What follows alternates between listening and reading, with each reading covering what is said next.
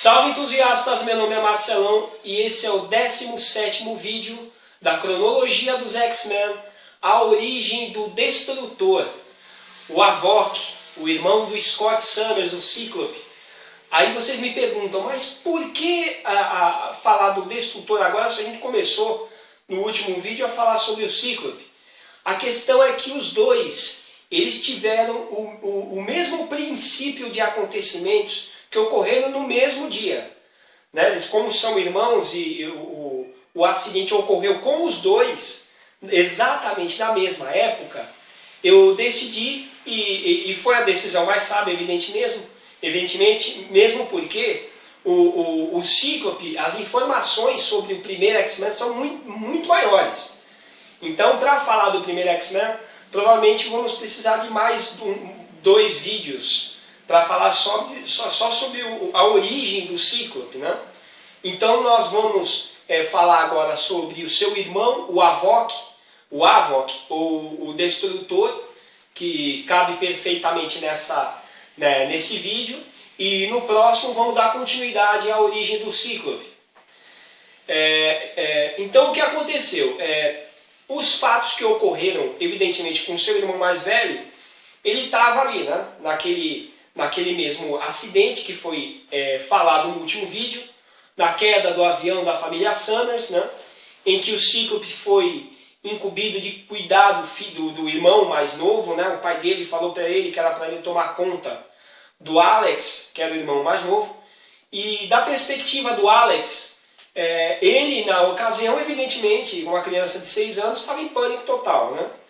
Ele estava assustado com tudo que estava acontecendo. O irmão dele protegeu ele da maneira que podia e que devia, né? E quando os dois chegaram, né, depois da queda do avião, em que eles caíram de paraquedas na floresta, o Alex, ele já demonstrou que estava muito perturbado com tudo aquilo. O Scott estava também, mas como o irmão mais velho, ele sabia que ele tinha que não demonstrar tanto para poder preservar o irmão. Aí o que aconteceu? O Alex, ele ficou muito assustado com tudo aquilo. E ele viu o irmão falando que estava com dores de cabeça, e ele de pronto ele já achava que o irmão ia morrer. Né? Porque afinal de contas ele já havia perdido a família, e o único que ele tinha para protegê-lo era o irmão mais velho. E tudo que o Scott falava, ele se preocupava muito. E você vê que interessante, esse tipo de comportamento, a Marvel ela tomou todo o cuidado de manter isso dentro da evolução do personagem. O Alex no futuro ele vai ficar muito inseguro com algumas coisas, como já foi dito no vídeo anterior, né, que foi falado um pouco do Alex, mas isso vai ser, a evolução do personagem vai ter muito disso. Vai ter momentos, não como líder de campo, que ele vai ser de fato um líder muito competente, né? Mas ele vai sempre se ver na sombra do irmão mais velho. Mesmo porque o Cíclope ele é muito diferenciado no comportamento de líder dele, e vocês vão perceber isso ao longo dos próximos vídeos e na própria história dos X-Men, né? Que os X-Men vão passar por outras lideranças, evidentemente. A mais atual é a da Tempestade, mas o Cíclope, a passagem dele, ele como líder dos X-Men, não é diferente como o Capitão América como líder dos Vingadores. A diferença é brutal, ele realmente parece que nasceu para isso. Enfim, os dois foram para o orfanato Sunset, né, que já foi dito para vocês que era de administração do Michael Milbury, né? O Michael Milbury, ele não percebeu, ele monitorou literalmente a queda da aeronave dos pais da família Summers. E ele preparou tudo para que os dois chegassem ao orfanato. Logo de imediato, ele já sabia da natureza da promessa futura mutante que os dois proporcionariam a ele. Só que o Scott, por ser mais velho e estar mais próximo à puberdade, à manifestação dos poderes, o Michael já se viu mais interessado no Scott. E isso facilitou muito com que a adoção do Alex fosse feita de maneira mais imediata. E foi o que aconteceu. Apareceu evidentemente uma família procurando um substituto, bem dizendo substituto, porque essa família que estava procurando a adoção de um menino, eles precisavam de fato substituir, e eu vou dizer substituir, porque é isso que aconteceu, a presença do filho que sofreu um acidente. Um acidente de carro, né? E a família, não se recuperara daquele trauma, foi atrás da adoção de uma criança. A existência do Scott foi meio que maquiada e foi facilitada para que a família tivesse mais interesse e ficasse de fato com o Alex, né? A família que adotou o Alex foi a família Blanding, né? O Andrew e a Joanna Blanding, de natureza inglesa, que vivia no interior dos Estados Unidos. A separação do Alex não foi muito fácil para ele, evidentemente.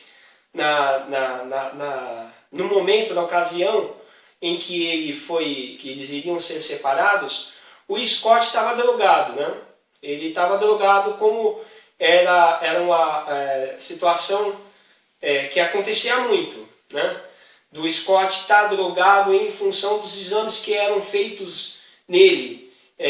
Sempre eram feitos muitos exames nele, e ele não tinha nem a certeza do que estava acontecendo, porque era muito novo e tudo era feito durante a noite. Ele era drogado e ele dormia com horários marcados. E na ocasião que o Alex foi retirado do orfanato, ele ouvia os gritos do irmão, que chamava por ele. Mas ele não podia fazer nada, né?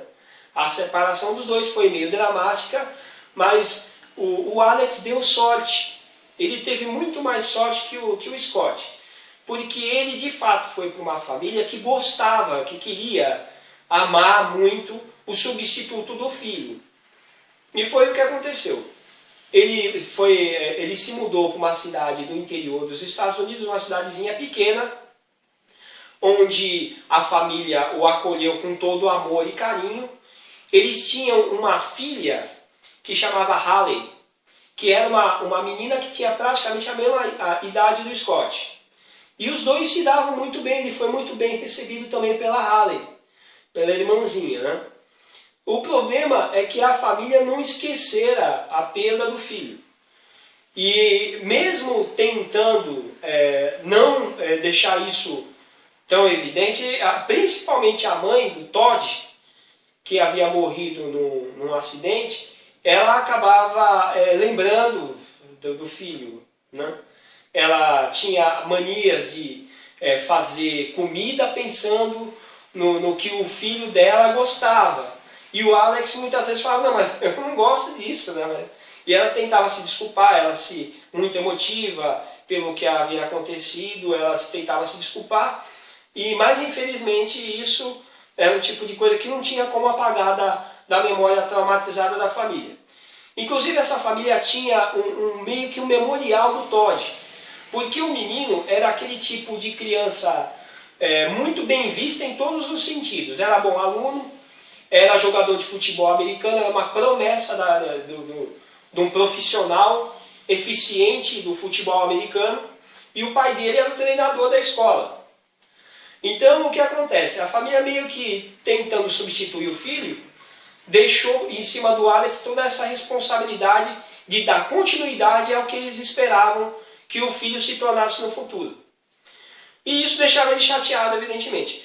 Todos os momentos em que ele ficava parado, ele lembrava do acidente que ocorreu com a família dele e da separação do Scott. Ele não sabia como o irmão dele estava e ele sofria muito com isso quando estava sozinho.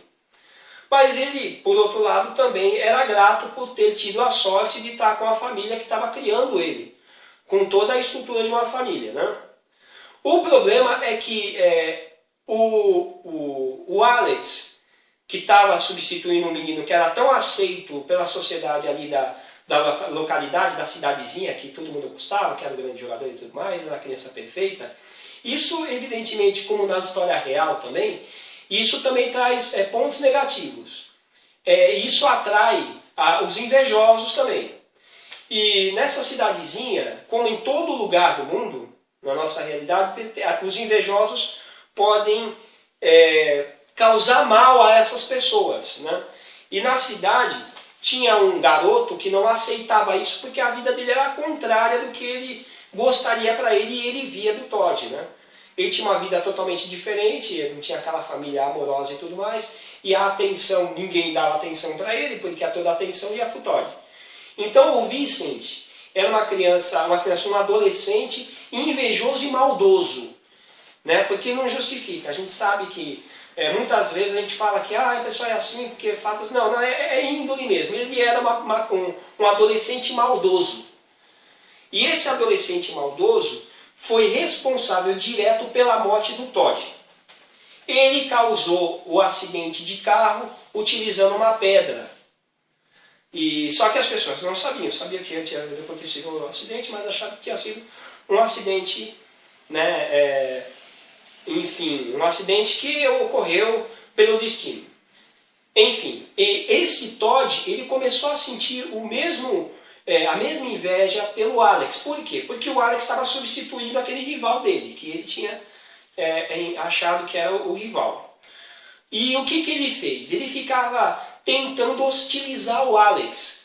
E durante muitas vezes que ele tentava hostilizar o Alex, quem tomava a frente e defendia o irmão, e defendia com propriedade, era a Haley. A Haley era aquele tipo de menina que ela não tinha medo, ela tomava as dores do irmão sim, do irmão adotivo sim, e fazia qualquer coisa que fosse para defender o irmão e defendia. Se fosse para bater nos moleques, ela batia e colocava a molecada para correr. E é o que ela fazia para defender o irmão dela. Teve uma ocasião que ela até perguntou para ele, vindo da escola, que ele estava trajado com roupa do futebol e tudo mais, por que ele não se defendeu no momento que ele foi hostilizado por uma turminha, né? E o Alex, naquela ocasião, ele falou que não estava nem focado no que estava acontecendo, porque estava sentindo como se o corpo dele fosse explodir. Como se tivesse uma energia dentro dele quente, que tivesse... Sabe, ele não estava se sentindo bem. Ele não estava nem preocupado com a esterilização, estava mais preocupado com a condição física dele. E ela, brincando com ele, ela falava que isso estava acontecendo pela puberdade, né? Que o menino estava entrando na adolescência e esses calores eram da adolescência dele. Enfim, o Michael Milbury, o Essex, ele não abandonou de fato totalmente o Alex.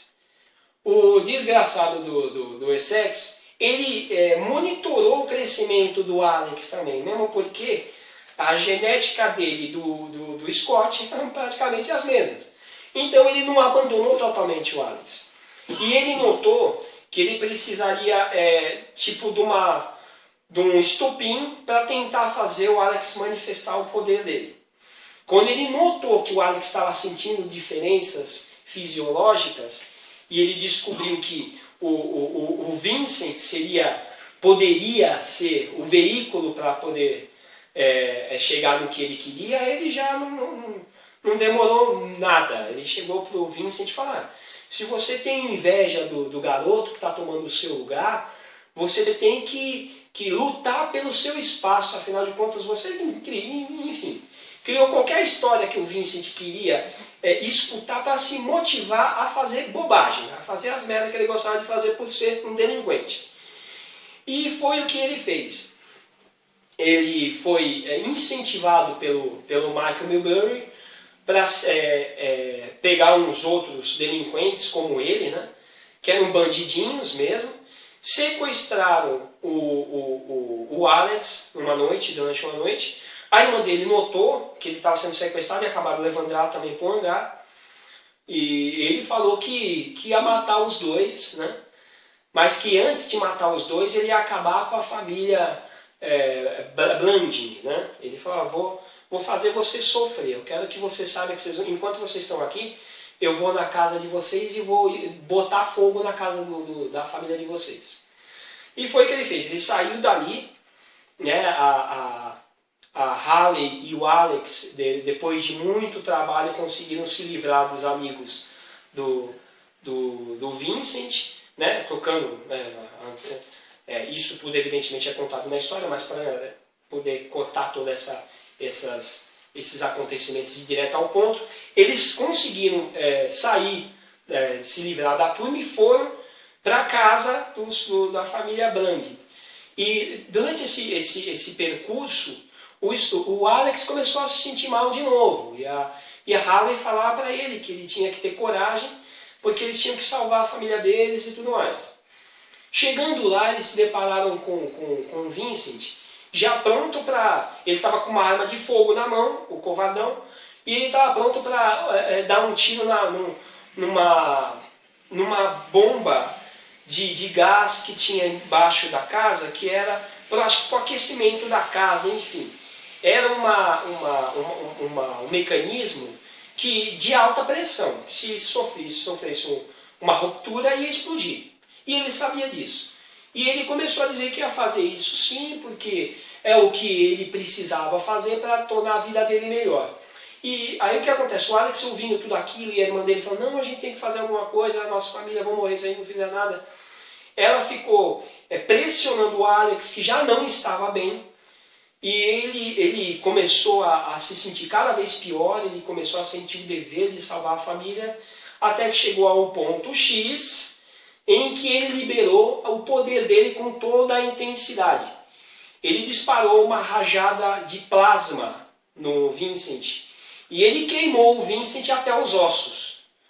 O poder dele se manifestou, a irmã dele, a Haley, ficou muito assustada, e ele muito mais ainda.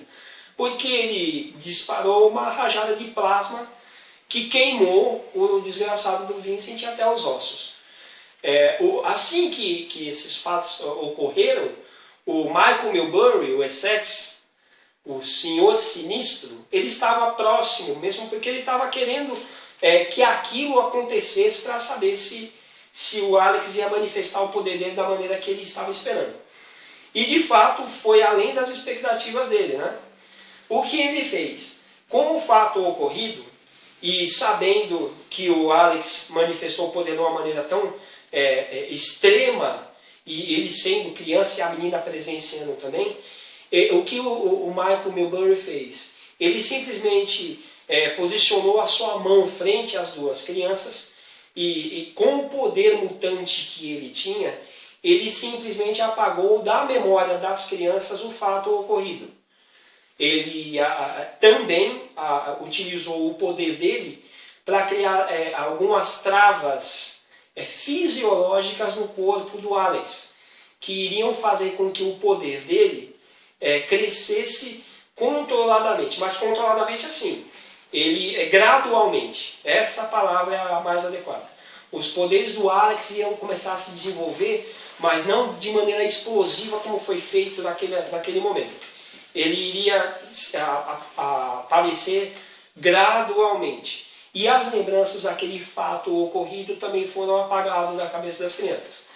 Bom, o corpo do Vincent, quando foi encontrado, ele era um delinquente e tudo mais, foi criado e inventado uma história qualquer a respeito do procedimento dele, né? Que não é difícil que esse fato ocorra com delinquentes. E isso foi a primeira manifestação que ocorreu do poder do Havok, né, do Destrutor. Bom, depois, mais para frente, a gente vai falar mais da origem, do que vai acontecer depois com o Destrutor um pouco mais à frente. Isso, da origem do Destrutor, para vocês, por enquanto, é o suficiente. Eu precisava falar isso porque acontece mais ou menos na mesma época, só que eles estão em lugares diferentes. O Scott está no orfanato Sunset e o Alex está com a família Blanding, né, que ele foi adotado pela família inglesa Blanding, que custearam os estudos dele e criaram ele com todo amor e carinho, né, sobre tudo que ele foi. Bom, por agora isso é o suficiente sobre o Destrutor, né? Não esqueça de seguir o nosso site. Dúvidas e comentários com o Marcelão. Dá um ok aqui caso vocês tenham gostado do vídeo para ajudar a gente. Não esqueçam de seguir o nosso site e até a próxima.